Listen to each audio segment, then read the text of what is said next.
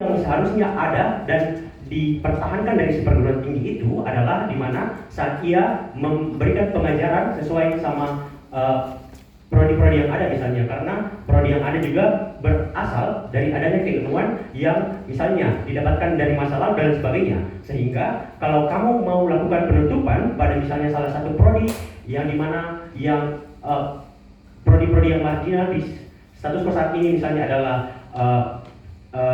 filsafat, sejarah dan sebagainya, itu berpotensi untuk ditutup karena itu tidak sejalan sama apa yang menjadi tujuan pembangunan di Indonesia pada akhirnya, karena itu bukan jurusan yang masuk dalam lingkup STEM dan tidak bakal berkontribusi sama industri yang dicita-citakan sama pembangunan Indonesia dan sebagainya. Kami rasa itu tidak boleh di justifikasi, karena saya sudah katakan bahwa eksistensi utama dari perguruan tinggi adalah untuk memberikan pengajaran, bukan untuk menyediakan apa yang dibutuhkan sama pasar dan sebagainya. Kami rasa itu adalah value sekunder yang mungkin bisa dipegang sama perguruan tinggi, tapi yang tetap harus dipegang sama perguruan tinggi adalah mereka memberikan pengajaran sama apa value yang sudah didapatkan dari masa lalu. Kenapa kita harus pertahankan video ini? Karena satu, kami rasa bidang-bidang keilmuan itu tadi tidak bisa didapatkan segampang itu sama orang-orang di masa lalu pada akhirnya. Kami rasa ada bentuk-bentuk dialog dan sebagainya. Mereka riset juga, misalnya orang-orang di masa lalu lakukan riset, melakukan dialog dan sebagainya, sehingga mereka bisa simpulkan bahwa oh, ini adalah bidang keilmuan yang harus diwariskan dan lain sebagainya. Kami rasa itu penting karena itu semua adalah kami rasa itu tidak mungkin jadi salah satu bidang ilmu kalau itu tidak penting value-nya di masa lalu dan lain sebagainya. Kami rasa apa prodi-prodi juga yang ada pada saat ini, keilmuan yang ada juga pada saat ini adalah berakar daripada keilmuan-keilmuan yang ditemukan sama orang-orang di masa lalu dan lain sebagainya. Tapi apa yang menjadi dorongan bahwa pemerintah atau Sekjen Saintek pada akhirnya mau untuk lakukan penutupan sama jurusan-jurusan ini, kami rasa saya sudah jelaskan bahwa perguruan tinggi mau untuk sediakan lebih banyak orang-orang yang siap untuk melakukan pekerjaan dalam industri dan sebagainya.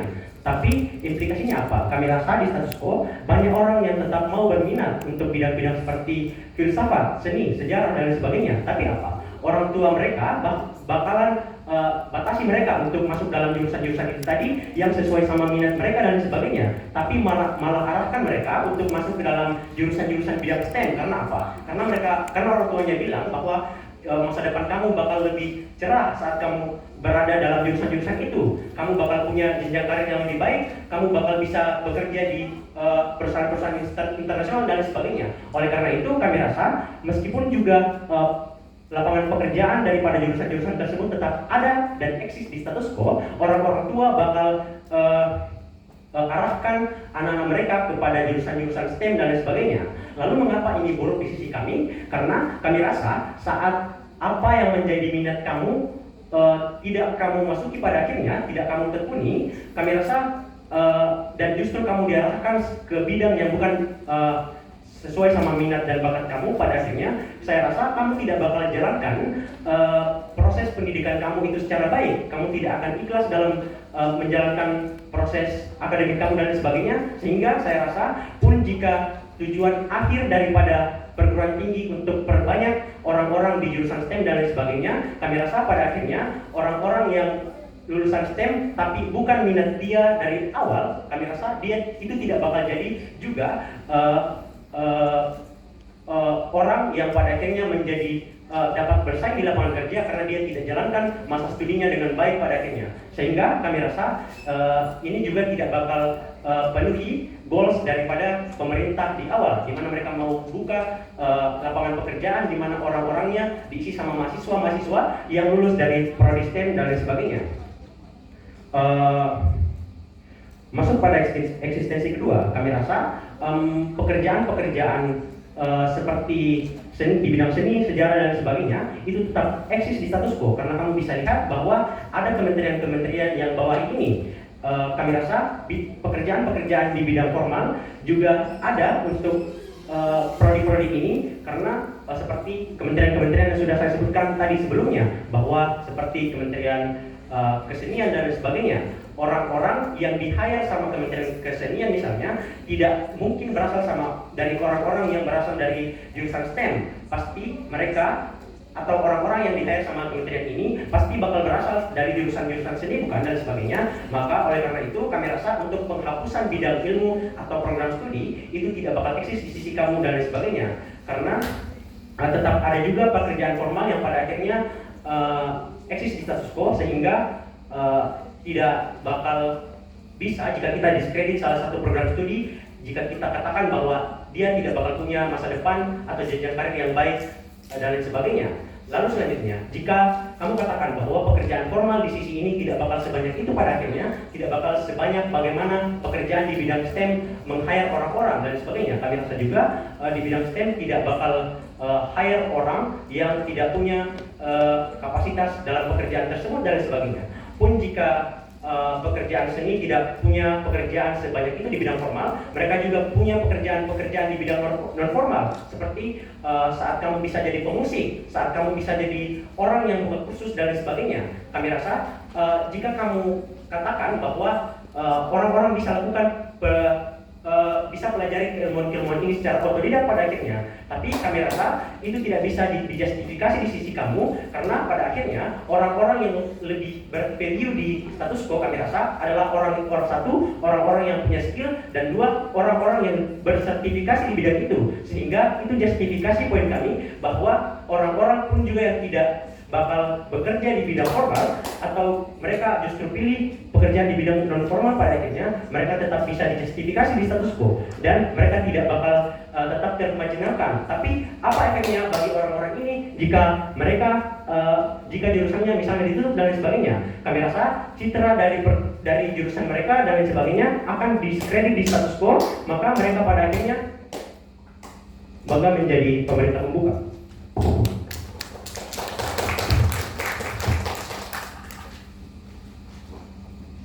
Terima kasih. Saya mau mengundang pembicara pertama dari oposisi pembuka.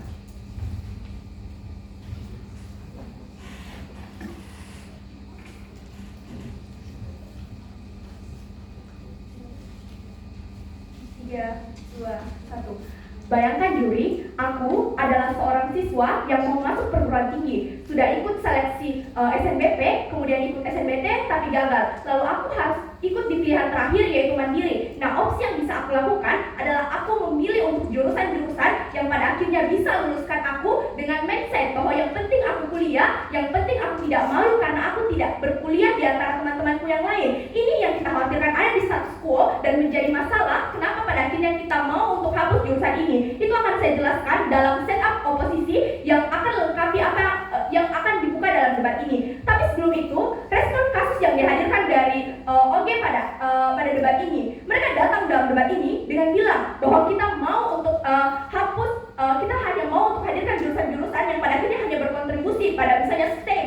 Oke, kita rasa ya, ini dilakukan berdasarkan riset dan berdasarkan data dari pemerintah. Mereka lakukan itu sebelum mereka melakukan penghapusan, yang pada akhirnya ini dilihat dari bagaimana kebutuhan pekerjaan dan ekonomi dari negara sendiri, yaitu Indonesia. Tetapi lihat ketika mereka khawatirkan terkait eksistensi yang harus ada atau pengajaran yang kita mau hadirkan, pengajaran yang menjadi beban moral dari universitas ini, kami rasa bentuk pengajaran atau yang dilakukan dari perguruan tinggi bukan ketika kamu hanya memberikan pemahaman bahwa kamu harus tahu sejarah misalnya atau kamu, tetapi sebagai perguruan tinggi kamu harus pastikan bahwa apa yang kamu ajarkan ini relevan atau berdampak berkepanjangan bagi orang yang kamu ajarkan misalnya atau mahasiswa ini. Tetapi kenapa ketika kamu khawatirkan terkait value, terkait sejarah yang misalnya tidak akan diajarkan, ini tidak eksis lagi di sisi kamu, sebab pada akhirnya ketika kamu misalnya khawatirkan sebab kita tidak akan hapus value ini untuk kita tidak mau untuk, sebab kita tidak hapus value ini dengan korbankan orang lain.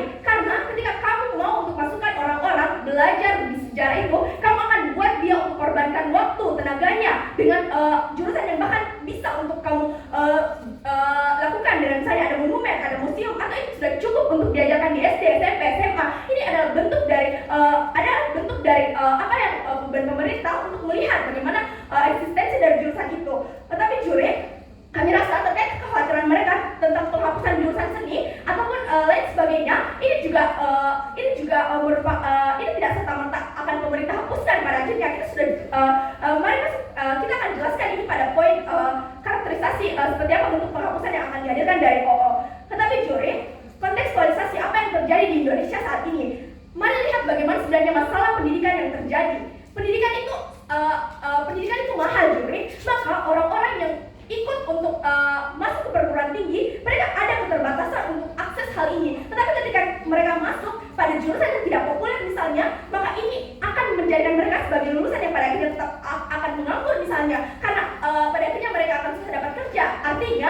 Artinya usaha yang kamu lakukan terkait biaya itu tidak akan baik untuk terbayarkan. Tetapi apa masalah pendidikan yang kedua? Eksploitasi. Kenapa kami rasa ini penting untuk dibawa dalam debat ini? Ketika univ melakukan penambahan jurusan, itu bisa jadi adalah sebuah bentuk untuk mendapatkan keuntungan.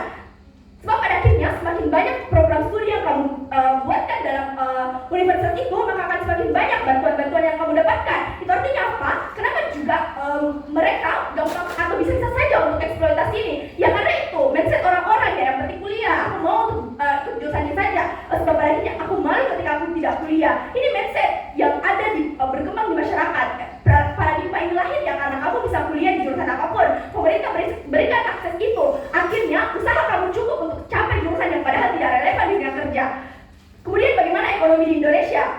Masyarakat itu belum progresif dalam ekonomi. Kenapa kami katakan seperti ini? Contoh, banyak pengangguran atau yang tidak dapat pekerjaan padahal mereka menempuh pendidikan itu. Tapi mereka bisa sekolah sampai perguruan tinggi, tapi kebutuhan dunia kerja yang tidak relevan, mereka harus menganggur. Kalaupun ada yang diterima juri, maka dari jurusannya itu dari jurusan yang tidak populer, tapi ilmu dan praktek dari jurusan itu tidak terpakai, dan mereka harus melakukan upaya besar-besaran setelah apa yang telah mereka korbankan di waktu sebelum mereka kuliah, dan mereka harus menyesuaikan lagi ketika jurusan ini tidak relevan dengan hal itu. Dan orang-orang yang bisa dapatkan pekerjaan itu adalah orang-orang misalnya yang punya privilege relasi kuasa dari univ-univ yang sudah populer terkenal, misalnya kamu dari lulusan UI atau UGM dan lain sebagainya. Tetapi bagaimana proses penghapusan yang dimaksudkan? Satu, jurusan yang sudah relevan sebelumnya itu kemudian akan dinilai berdasarkan evaluasi prodi dan kebutuhan sekarang, dan kalau itu tidak berkualitas, hapus saja. Parameter ini akan disesuaikan oleh data dan riset oleh pemerintah. Tapi seperti apa target pertumbuhan ekonomi nasional? Ya, pengangguran berkurang, potensi tenaga kerja yang produktif itu terus dimaksimalkan. Bagaimana kita berikan untuk yang sesuai dengan relevan tenaga kerja saat ini, kebutuhan tenaga kerja. Potensi tenaga kerja kita rasa penting untuk bagi negara untuk optimalkan potensi tenaga kerja yang produktif. Ya, kamu habiskan beberapa waktumu untuk berkuliah dan tidak relevan. Kemudian kamu mau untuk kamu harus lakukan upaya besar-besaran untuk pahami apa kerjaan yang pada akhirnya itu berbeda dengan konteks sekarang. Makanya kita lihat kondisi pasar, kondisi permintaan, bahwa perusahaan melihat juga standar usia kamu. Maka kamu harus optimalkan usia produktif, dan kita tidak mau untuk sia-siakan tenaga kerja di sumber daya manusia ini. Tetapi seperti apa aktor dalam debat ini? Kita rasa aktor dalam debat ini itu mahasiswa. Maka mahasiswa yang sementara menempuh lanjutkan, tetapi kita buat stop penerimaan pada akhirnya. Kemudian kenapa revitalisasi jurusan harus dilakukan? Lihat status quo. Jurusan secara data dan fakta itu tidak relevan dengan peminatan dunia kerja, sehingga kamu banyak mengeluarkan matriks penting dalam kehidupan kamu, seperti satu, uang, waktu. Nah, hal ini bisa kamu gunakan untuk mengembangkan diri untuk yang lebih relevan dengan dunia kerja, bukan? Kemudian apalagi ketika perusahaan-perusahaan seperti yang sudah saya jelaskan itu butuh untuk mereka terapkan standar-standar usia pada akhirnya. Tapi dua, karena dunia kerja itu tidak bisa dikontrol juri, perusahaan itu tidak bisa terima-terima saja orang-orang yang tidak relevan dengan kebutuhan perusahaan tersebut. Maka perusahaan yang bergantung pada untung dan rugi, mereka akan terima orang-orang yang relevan, melihat ijazahmu, bukan melihat bagaimana kamu bisa dengan soft skill ini, tapi lihat bagaimana bukti-bukti dalam relevansi kebutuhan itu. Tetapi apa impact yang terjadi di sisi kita? Ketika kita tutup program-program studi ini, maka pengalihan anggaran itu jauh lebih baik ketika kita berikan ke jurusan-jurusan yang lebih potensial dengan dunia kerja, yang anggarannya dioptimalkan untuk fasilitas program studi seperti kedokteran dan lain sebagainya. Bangga menjadi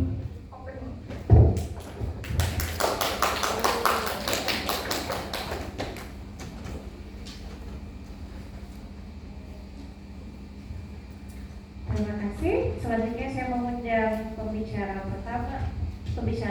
kedua dari opening government.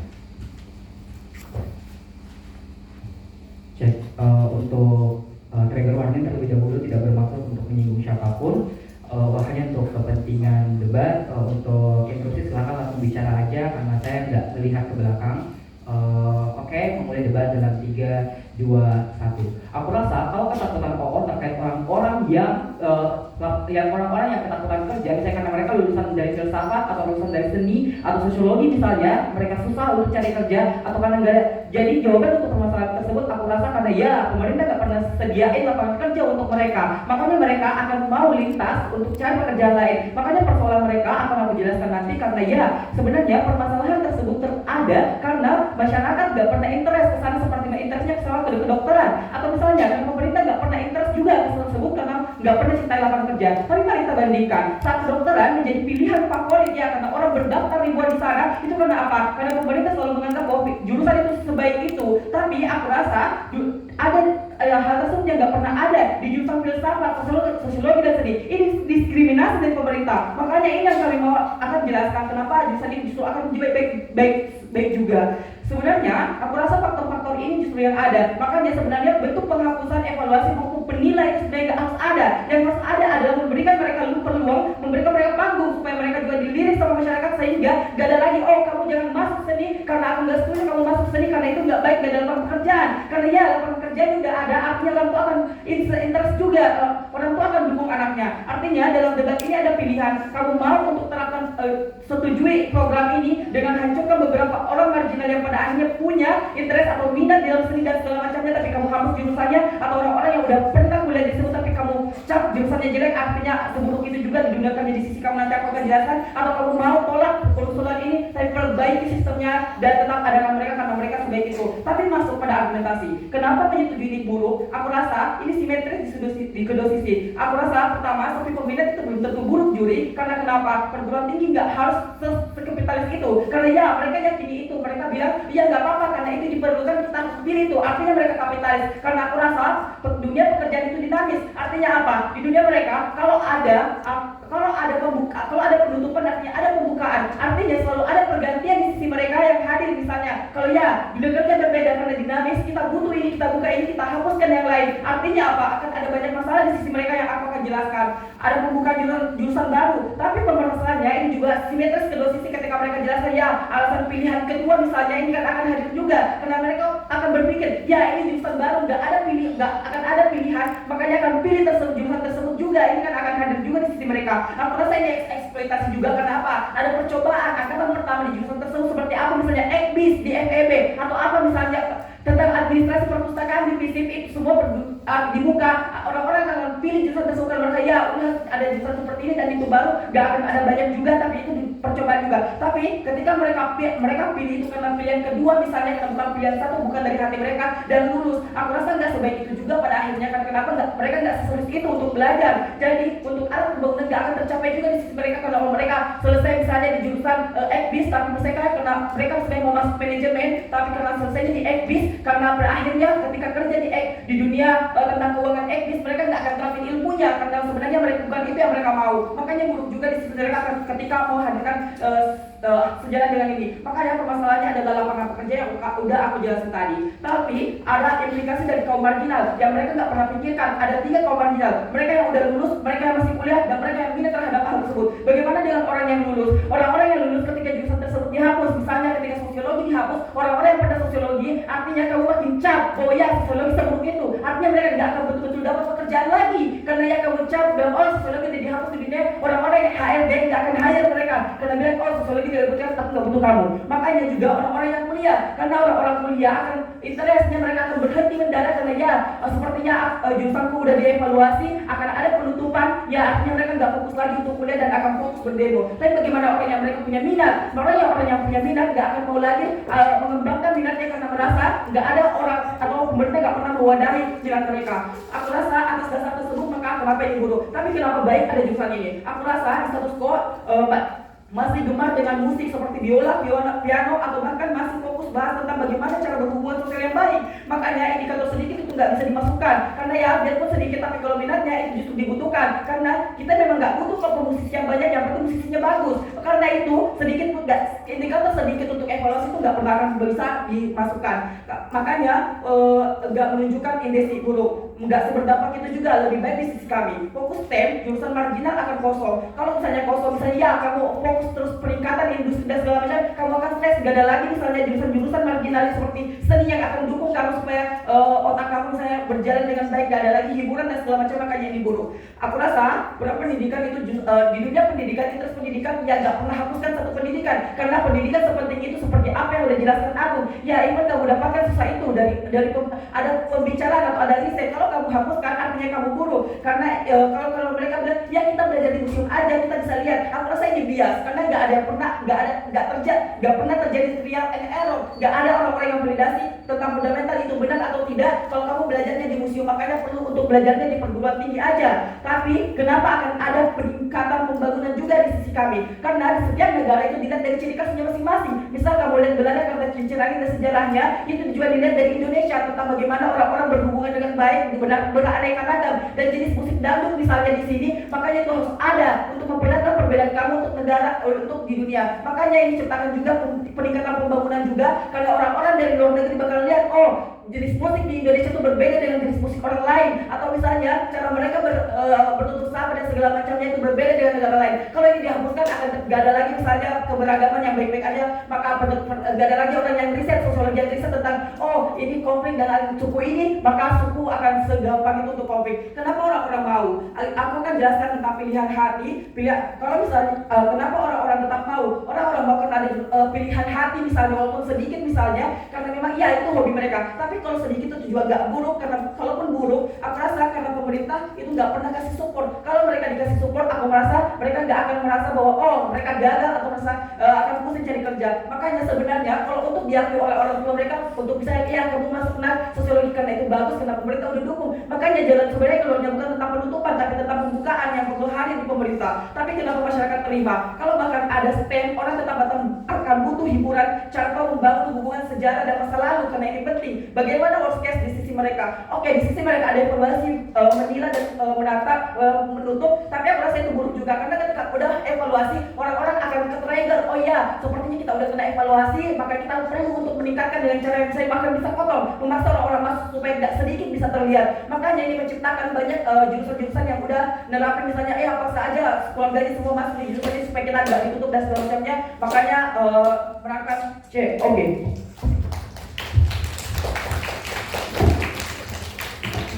Saya mengundang pembicara kedua dari oposisi pembuka.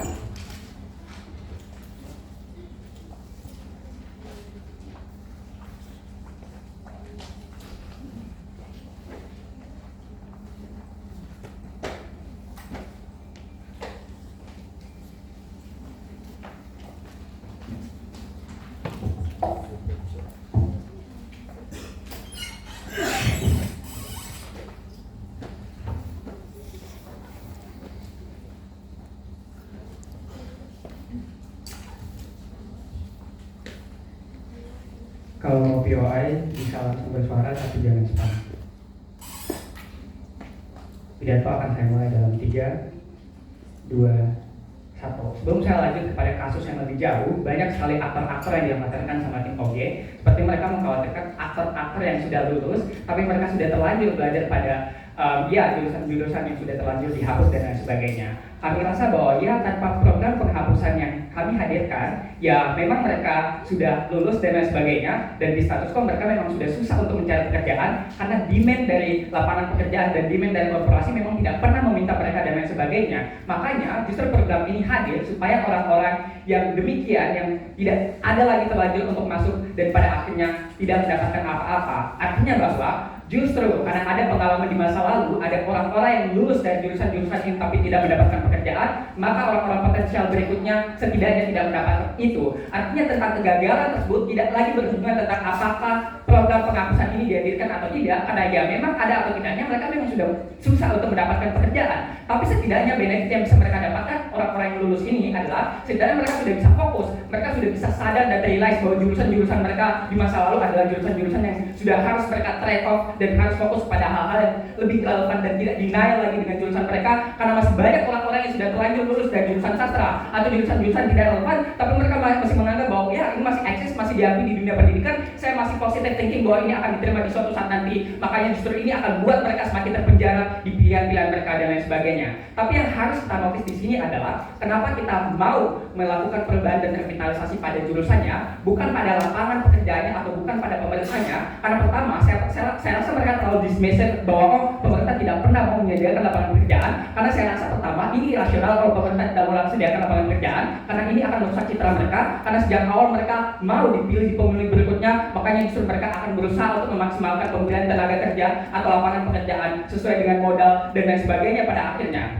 Jadi yang harus kita fokuskan adalah bagaimana korporasi itu sendiri. Karena kami rasa adalah demand dari korporasi adalah demand yang tidak bisa kamu atur. Oh, kamu harus menerima jurusan dari ini, kamu harus terima dari jurusan ini dan sebagainya. Karena korporasi hanya bekerja untuk rugi. Mereka baru bisa jalan ketika mereka dapat untung. Makanya demand mereka tidak bisa dipaksa.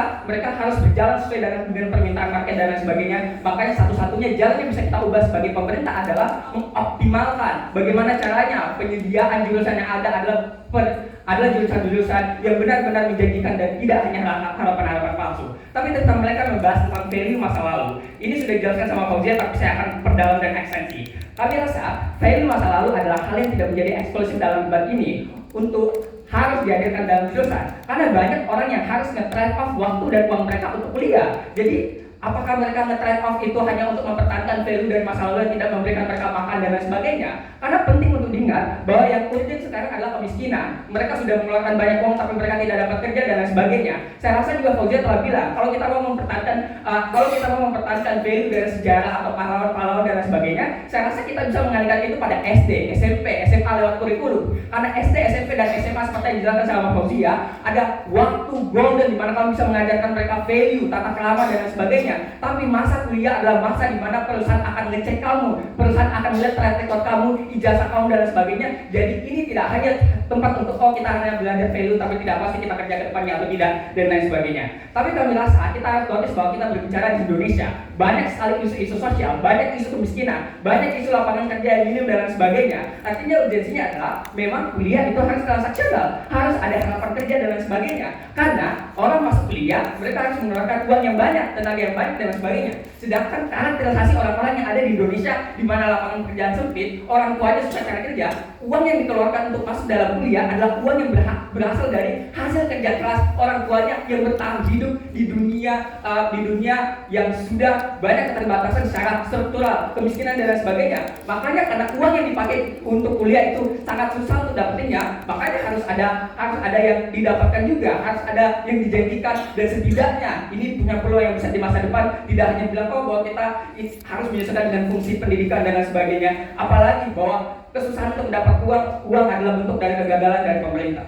Tapi yang kedua, saya tidak paham kenapa mereka terus bahas ini. Karena kalau mereka sendiri bilang kalau ada marketnya kok dan lain sebagainya, berarti di sisi kita sendiri tidak akan dihapus. Karena berdasarkan riset dan juga analisis. Yang kedua, mereka juga bahas tentang ada sektor non formal dan lain sebagainya. Kami rasa kamu juga bisa melakukan itu tanpa ijazah, tapi apa yang paling penting untuk saat ini adalah membuat orang-orang yang sudah mengeluarkan uang-uangnya untuk kita fokuskan pada jurusan-jurusan yang benar-benar langsung straight to the point ke yang memang punya prospek masa depan yang jelas. Tapi mereka juga bilang tentang pemerintah tidak mau kasih lapangan kerja. Saya juga sudah jawab ini bahwa ini irasional. Tapi yang paling penting yang kita bahas adalah selama ini pemerintah sudah berusaha untuk kasih perlindungan kerja, kasih bantuan dan insentif terhadap pekerja dan sebagainya, tetapi itu tidak cukup. Karena yang paling penting adalah kalaupun kamu bahas tentang kementerian cuma berapa sih yang bisa ditampung? Yang harus kita bahas adalah perusahaan-perusahaan yang di luar sana yang lebih bisa menampung banyak orang-orang yang ada di status quo. Tapi korporasi ini tidak pernah bisa sekali lagi diatur bagaimana kamu harus terima dari jurusan ini karena mereka tidak eksis dan lain sebagainya. Kami rasa tidak bisa karena mereka untuk lebih juga. Tapi tentang mereka yang bahas tentang passion, ini yang paling penting karena harus di framing Dewan Juri. Karena kalau mereka bilang banyak orang yang masuk kuliah, anak itu adalah basic based on pilihan hati mereka. Jadi ini adalah seakan-akan bentuk kebebasan emosional mereka yang merupakan agensi diri yang harus dipenuhi. Masalahnya adalah kalau mereka kuliah berdasarkan passion hati mereka, oke, kita kasih itu sebagai passion hati mereka. Tapi kalau mereka nanti lulus dan tidak dapat kerja, mereka menjadi pengangguran, siapa yang disalahkan? Pemerintah. Mereka network dan menggaungkan apa? Pemerintah gagal dan lain sebagainya. Artinya, walaupun itu adalah passionmu, tapi ujung-ujungnya kalau kamu menjadi pengangguran, yang kamu salahkan adalah pemerintah. Makanya ujung-ujungnya pemerintah punya obligasi dan punya hak untuk mengatur bagaimana passionmu dan lain sebagainya. Karena kalau kamu gagal mendapatkan pekerjaan, ujung-ujungnya kamu menyalahkan pemerintah dan lain sebagainya. Makanya kami rasa ini menjadi penting dan tidak apa-apa untuk dilaksanakan oleh pemerintah dan lain sebagainya. Tapi kalaupun passion itu, makanya kami rasa juga tetap bisa kamu jalankan, karena pasti tetap ada arah dari pemerintah kayak kamu bisa melakukannya di luar dari jurusan ini dan lain sebagainya, seperti menyanyi, seni dan lain sebagainya. Tapi Dewan Juri, banyak sekali hal-hal yang mungkin bisa untuk dibawa sama Ogi dan CJ dalam debat ini. Misalnya mereka mungkin akan mengatakan bahwa ya ini adalah bentuk obligasi daripada pemerintah. Tapi yang harus kita bahas dulu adalah mereka mungkin akan bilang bahwa dalam kuliah mereka tetap bisa belajar soft skill dan lain sebagainya. Masalah ujian individu adalah masalah dasar, mereka tidak bisa dapat kerja. Masalahnya perusahaan itu melihat ijazah, bukan skill. Kamu harus tampil public speaking di depan saya. Justru karena banyak sekali organisasi eksternal atau banyak sekali jurusan-jurusan yang bisa kasih soft skill yang bagus, makanya justru perusahaan hanya akan lihat dari ijazahmu, dari bukti-bukti konkret dan lain sebagainya yang bisa membuat mereka bisa merasa diyakinkan, makanya bangga. Oke, terima kasih. Saya mau mengundang pembicara pertama dari pemerintah penutup.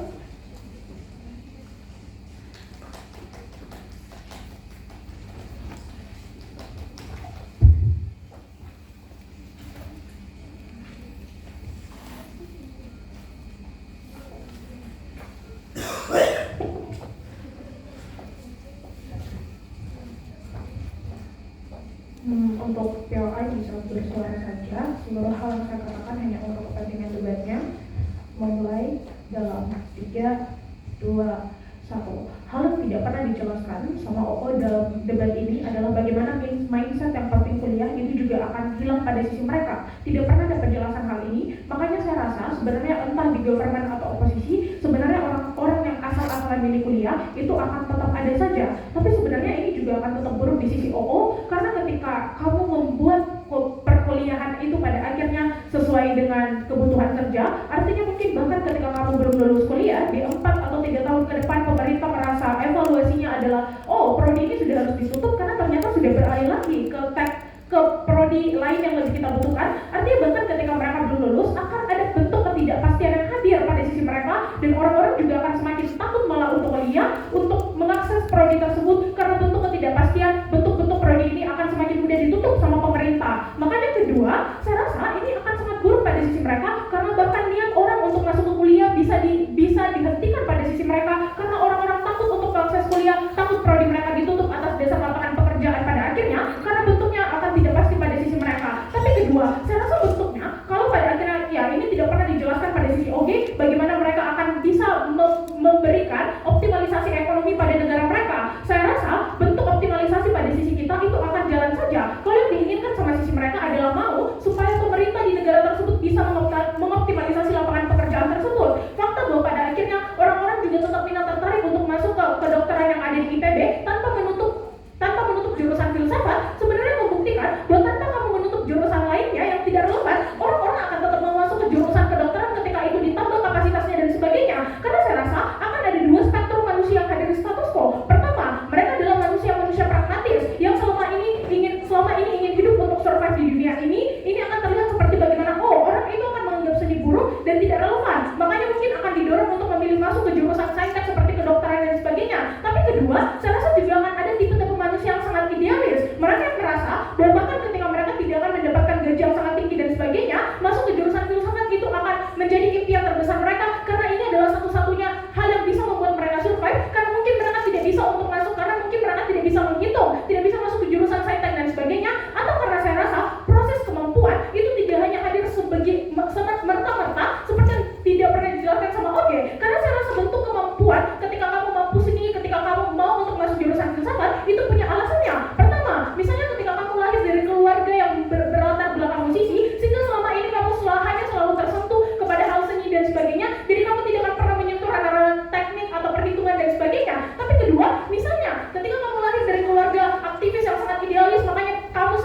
dengan ya, filsafat dan sebagainya, maka ini adalah bentuk yang menjadi concernmu sejak kecil hingga besar. Makanya dia akan sangat buruk di sisi OO ketika kamu hanya akan membuka prodi-prodi yang pada akhirnya mungkin akan seperti di STEM atau teknik dan sebagainya, karena orang-orang yang sejak lama kemampuannya terbentuk dari lingkungan-lingkungan seperti ini juga bahkan tidak akan bisa terserap pada sisi mereka, karena mereka sejak awal tidak pernah bersentuhan dengan ya misalnya saintek dan sebagainya, sehingga bahkan ketika mereka masuk, mereka juga tidak akan optimal di dalam prodi tersebut. Ini artinya bahkan kalau kita mau bicara soal bagaimana optimalisasi lapangan pekerjaan yang mungkin akan hadir, itu akan sangat buruk pada sisi mereka karena akan mengorbankan orang-orang seperti ini, orang-orang yang lahir dari kemampuan yang memang telah dibentuk sejak mereka sangat lama. Tapi kedua, saya rasa bentuk dari bagaimana pada akhirnya kita tidak menutup dan memperbanyak optimalisasi kemampuan diri individu itu adalah prasyarat bagaimana pada akhirnya safety net ekonomi negara bisa terbentuk. Karena saya rasa bentuk perkembangan dunia itu sangat dinamis. Kita tidak akan tahu pada akhirnya kalau mungkin hari ini yang akan menjadi concern dari pemerintah itu misalnya akan melakukan hilirisasi komoditas dan sebagainya,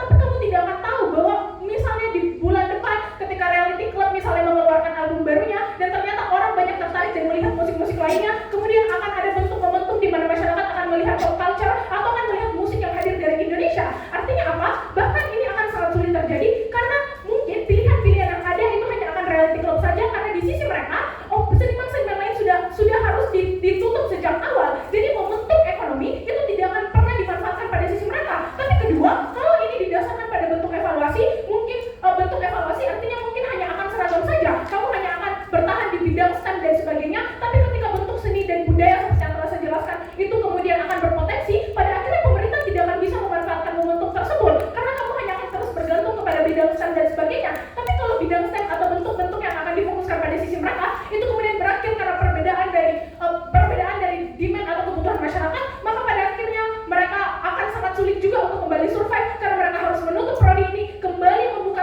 prodi baru, kembali mengeluarkan anggaran dan pada akhirnya kembali harus merekrut dan melatih orang-orang baru pada akhirnya. Jadi saya rasa bahkan bentuk penyia-nyiaan sumber daya itu akan sangat besar pada sisi OO dalam debat ini pada akhirnya.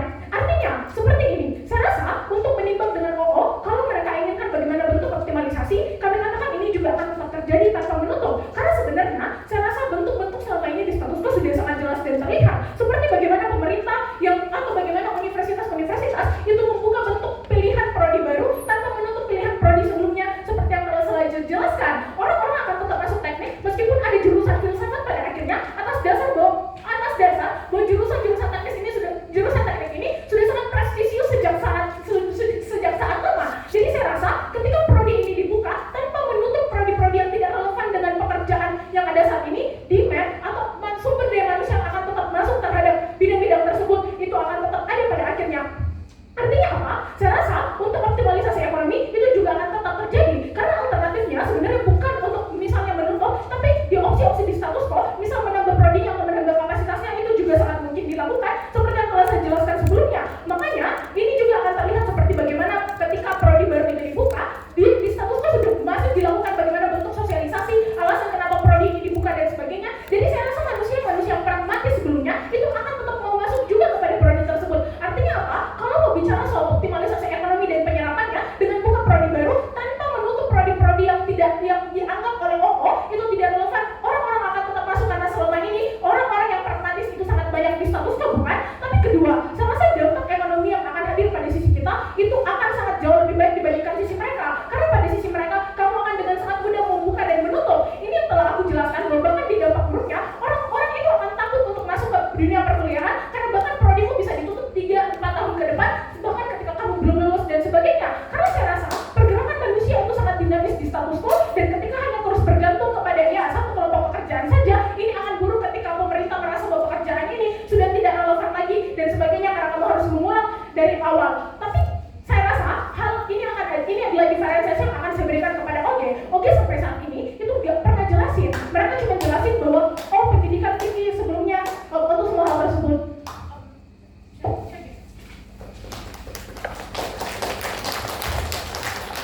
Terima kasih. Saya mengundang pembicara pertama dari oposisi penutup.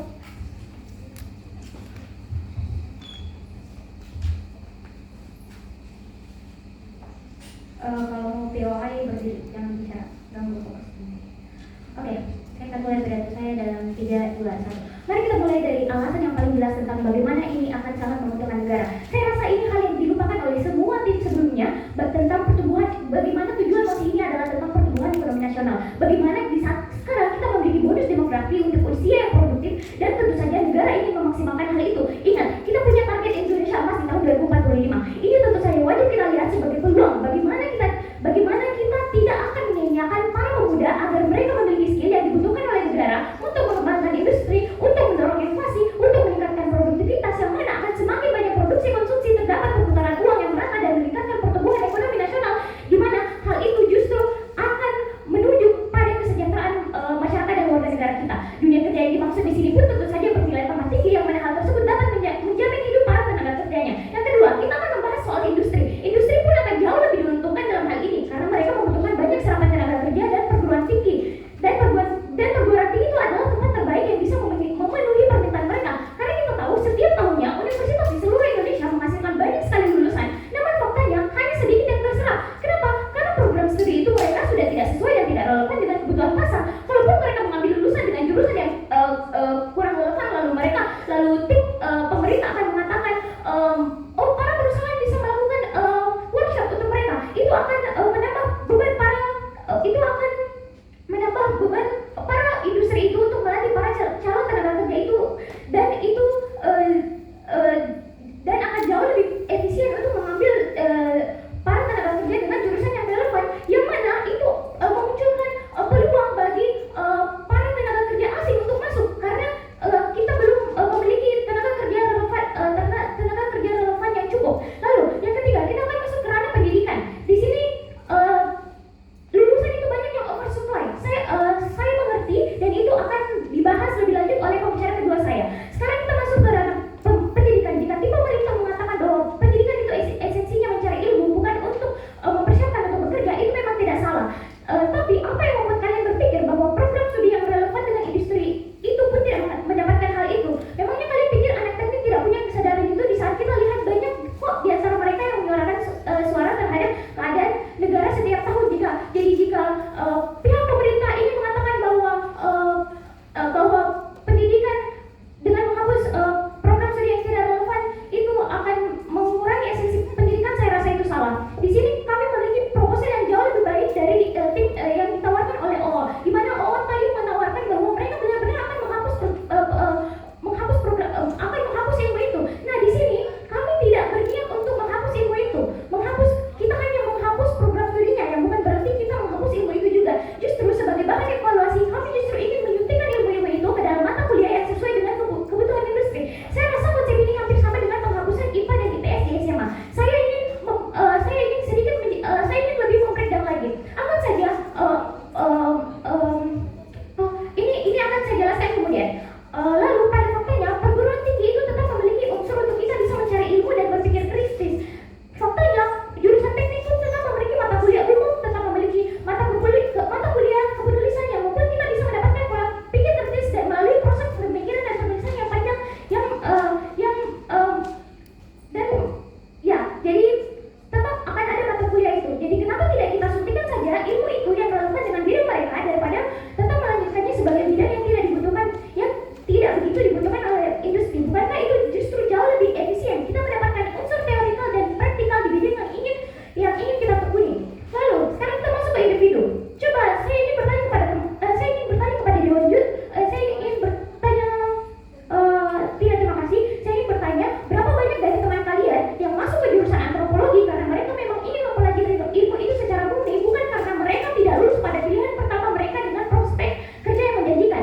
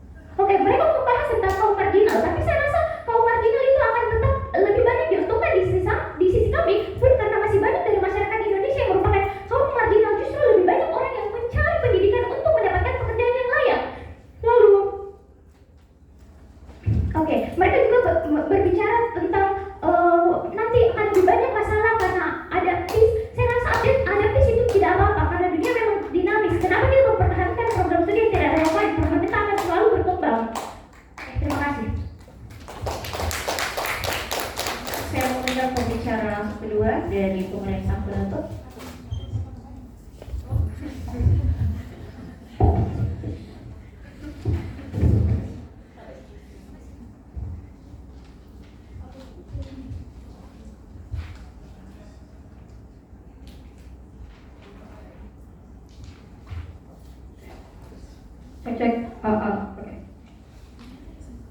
Untuk POI bisa angkat tangan aja, nggak usah verbal.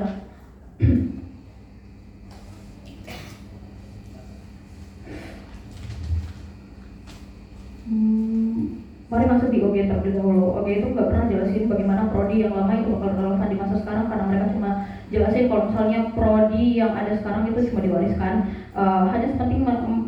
Hanya seperti itu ya, makanya sebenarnya kita jelaskan bahwa ini tidak sebatas sepenting kalau ini adalah warisan. Terus kedua, OG itu nggak bisa jelasin juga bagaimana ini akan membuat ekonomi itu lebih baik. Mereka sibuk bilang kalau misalnya prodi di masa sekarang itu penting, tapi ya di mosi ini udah jelasin kalau misalnya ini juga harus penting di pertumbuhan ekonomi. Karena pada akhirnya ini akan kami jelasin, karena kami jelasin, Maria udah jelasin bahwa optimalisasi semua prodi itu penting. Mereka atau OG itu cuma sesimpel mau keberagaman budaya, tapi di OG itu bilang kalau misalnya bahwa sejak awal orang takut masuk ke kuliah karena jauh lebih baik dan buruknya bergantung pada satu industri saja. Tapi mari jelasin bagaimana pembangunan ekonomi itu kan baik di sisi CG dan di semua sisi itu tidak jelasin kalau misalnya pembangunan ekonomi itu tuh kenapa baik di sisi mereka. Karena pertama, CG mau untuk disertifikasi biar pertumbuhan ekonomi itu bermacam-macam pada akhirnya. Makanya kami pengen untuk apabila prodi optimalisasi dan tetap dibiarin, maka pada akhirnya pertumbuhan ekonomi itu bakal beragam. Pada akhirnya ini bakal membuka change baru biar mahasiswa itu bisa mengembangkan ilmunya, pun aktor yang udah jelasin Mariam, ya, mereka bakal tetap mau berusaha atau kerja keras asalkan prodi ini mereka minati. Kenapa pembangunan ekonomi itu bakal lebih baik di CG?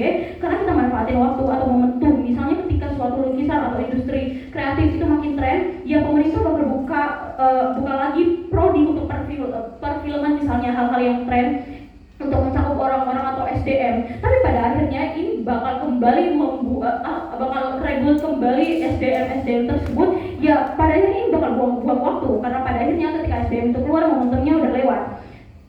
Dan implikasinya orang-orang dari prodi ini pun pada akhirnya di prodi yang mereka bilang ini gak relevan, aku rasa ini tetap diperlukan sama masyarakat, karena kalau misalnya ada orang dari prodi filsafat itu terus industri pengen HRD atau pendapat atau advice dari ahli filsafat tersebut, itu bisa dipakai. Tapi mari timbang ini di OG kembali.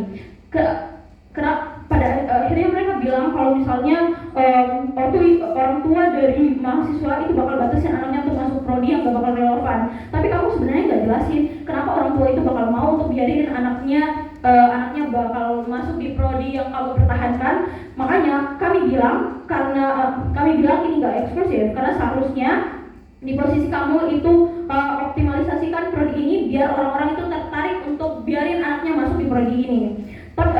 Tapi mari timbang ini di OO bilang pertama kalau misalnya mahasiswa masuk di prodi-prodi yang gak relevan, mereka bakal korbanin waktu untuk capek-capek belajar di perguruan tinggi. Dan sebenarnya kayak hal-hal seperti ini itu bisa diajarin di SD, SMP, SMA.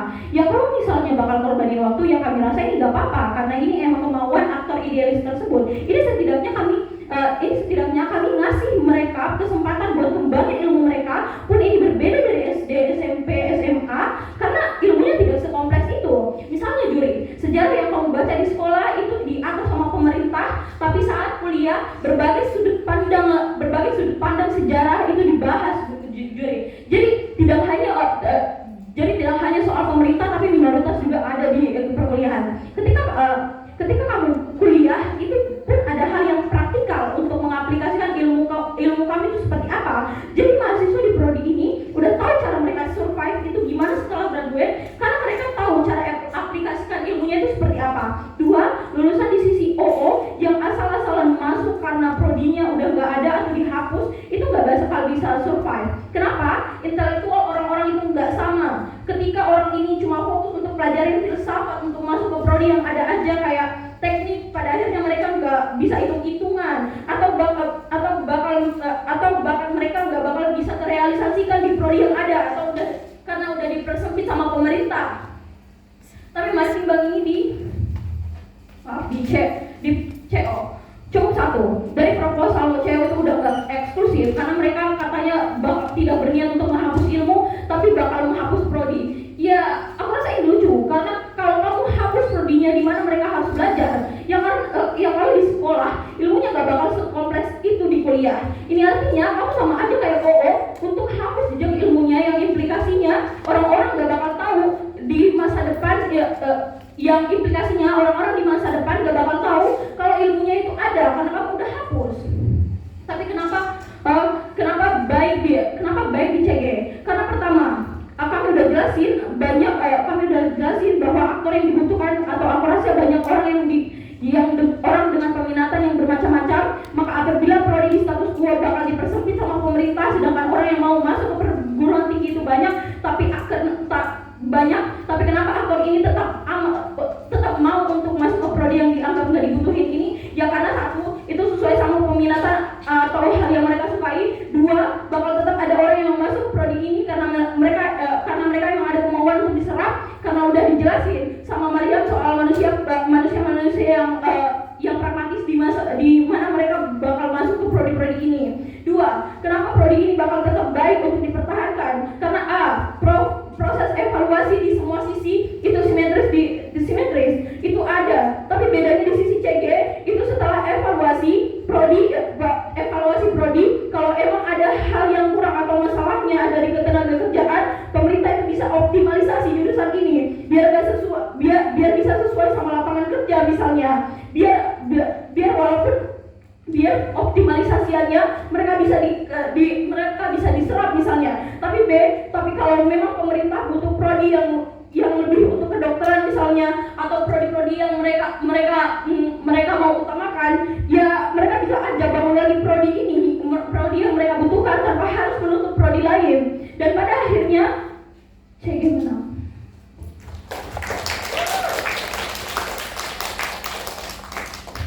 Saya mengundang pembicara terakhir, second speaker dari oposisi berlaku.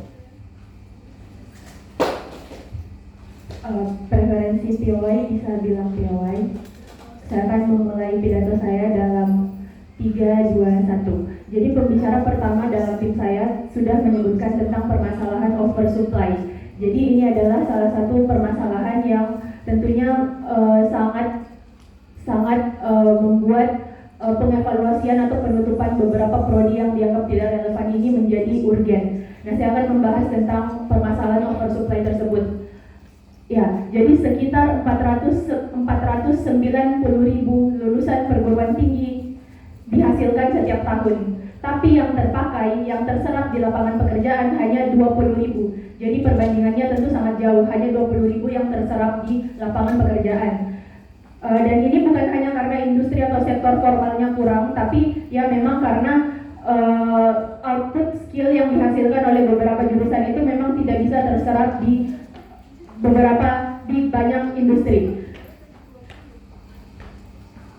Nah, jadi tentunya kita di sini menghadapi permasalahan oversupply itu, sehingga wacana pengevaluasian dan penghapusan prodi yang dinilai kurang relevan dengan kebutuhan dunia kerja menjadi masuk akal. Kemudian ada persoalan kedua, target pertumbuhan ekonomi nasional. Nah, kalau pertumbuhan ekonomi kita bagus, tercapai target pertumbuhan ekonominya, maka sektor lain juga akan bagus. Ekonomi yang bagus artinya kita punya banyak uang atau uang kita bertambah. Nah, dengan ini kita bisa perbaiki sektor lain, kita bisa kembangkan sektor lain seperti pendidikan, sosial, politik, budaya. Dan sektor-sektor ini tentunya juga akan memajukan negara. Tapi masalahnya, Dewan Juri yang terhormat, bagaimana target pertumbuhan ekonomi nasional ini dapat tercapai jika kita hanya punya sedikit lulusan yang menopang industrialisasi tersebut? Hanya ada 20.000 lulusan dari 490.000 yang terserap ke lapangan pekerjaan. Maka pertanyaannya, bagaimana target pertumbuhan ekonomi nasional ini bisa tercapai? Bagaimana itu bisa tercapai jika industrialisasi kita tidak jalan dengan optimal? Itu permasalahan kedua. Kemudian persoalan ketiga adalah bonus demografi. Kita punya banyak anak muda, jadi banyak anak muda juga harus diserap ke industri. Nah, kita masih ke pertanyaannya, bagaimana industri bisa menyerap tenaga kerja dengan optimal jika sumber daya manusia yang ada, human capital yang ada, disuntikan hanya pengetahuan-pengetahuan yang tidak relevan dengan kebutuhan industri. Oke, pertama kita bahas tujuan pendidikan itu dulu, yang sebenarnya tadi sudah disinggung oleh first speaker saya. Apa tujuan pendidikan itu? Yang pertama, bisa berpikir. Yang kedua, bisa baca dunia. Yang ketiga, bisa melakukan sesuatu di dunia itu. Mari kita breakdown satu-satu. Jadi bisa berpikir artinya kita punya kapasitas untuk mengolah informasi dan mengambil keputusan sendiri. Ini tentu terdiri dari fundamental skill berupa literasi dan numerasi. Literasi membuat kita bukan cuma bisa baca, tapi juga mengerti isi bacaan, menangkap makna, bisa mengkomunikasikan ide dengan jelas. Kemudian numerasi bukan cuma menghitung, tapi juga mengerti pola, logika, angka, dan bisa memecahkan masalah pakai penalaran matematika. Kemudian, skill yang kedua, tujuan pendidikan adalah membuat kita bisa membaca dunia. Jadi kalau tadi kita sudah bisa berpikir, literasi, dan numerasi, selanjutnya tentunya kita harus punya empirisnya. Jadi logikanya sudah oke, selanjutnya kita isi otak yang sudah siap itu dengan insightful knowledge. Nah, akhirnya kita bisa baca dunia. Jadi kejadian-kejadian di dunia itu tidak kita lihat hanya sebagai kejadian acak, tapi kita paham kenapa hal tersebut bisa terjadi. Misal dengan fisika, kita bisa tahu kenapa pesawat bisa terbang, kenapa benda bisa jatuh. Dengan filsafat, kita bisa membuat keputusan yang rasional dan lain sebagainya. Tapi ilmu-ilmu ini tidak necessarily harus berarti dia adalah bentuknya program studi. Seperti kata first speaker saya, itu bisa diintegrasikan ke prodi lainnya, sehingga ini akan mempengaruhi kualitas output dari skill yang dihasilkan tersebut di program-program studi yang relevan. Kemudian skill ketiga yang harus dilahirkan dari pendidikan adalah kita bisa melakukan sesuatu di dunia itu. Kita punya skill konkret untuk berkontribusi di masyarakat. Nah, dengan adanya pengevaluasian atau penutupan prodi yang dinilai kurang relevan dengan kebutuhan dunia kerja, kita bisa memastikan 3 hal ini terjadi. Karena kita bisa integrasikan pengetahuan atau ilmu dari prodi tertentu yang kurang relevan ini ke prodi lain, sehingga hasilnya akan ada optimalisasi kesesuaian demand skill konkret untuk berkontribusi di masyarakat tersebut. Jadi alih-alih kita suntikan misalnya antropologi selama 4 tahun penuh, kita suntikan itu ke prodi lain yang berdasarkan pertimbangan-pertimbangan tertentu akan memperkaya skill industri yang dibutuhkan, yang relevan.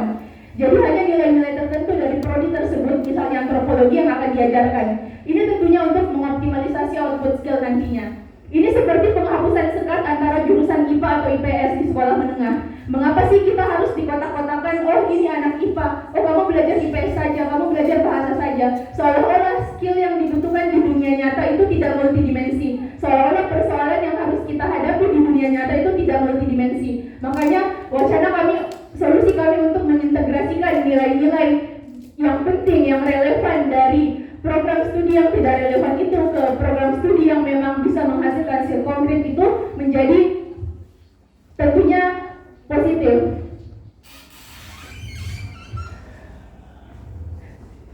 Sehingga ya dengan adanya pengintegrasian tersebut, kualitas output skillnya bisa naik. Sehingga bukan hanya lulusan perguruan tinggi secara umum yang bisa terserap ke dunia kerja, tapi juga kelompok marginal pun akan mendapatkan skill yang benar-benar terserap.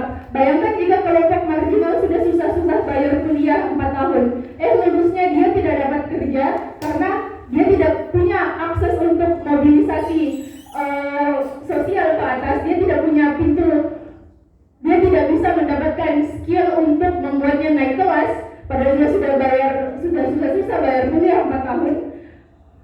Itu terjadi karena dia 4 tahun lalunya memilih jurusan yang tidak relevan.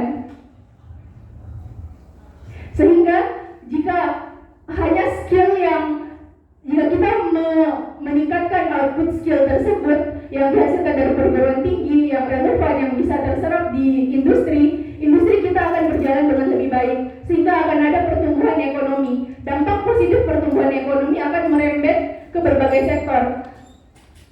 Maka dengan ini bangga menjadi oposisi. Terima kasih.